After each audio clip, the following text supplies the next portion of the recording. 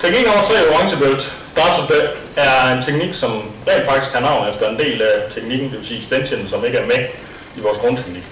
Vi vender tilbage til den på et senere tidspunkt, men nu viser vi, kan man sige, grundteknikken. Teknik nummer 1, shuffle punch, det vil sige omvendt arm og ben.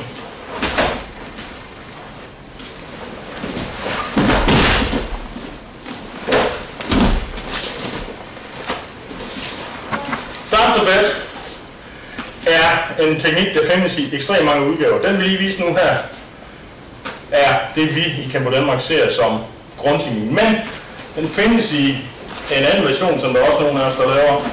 Går ind her, slår her, og i stedet for at gå ned og gribe benet, så går vi ind samtidig her og løfter benet op. En teknik udgave, som vi har fået af Senior Grandmaster og Partners. Nogle bruger den, nogle bruger den anden, men den første udgave er den, vi ser som grundteknik i Kempo Danmark. Vi vender som sagt senere tilbage til extensions, hvor man drejer modstanderen og laver den såkaldte darts of death. Darts of death, orange belt.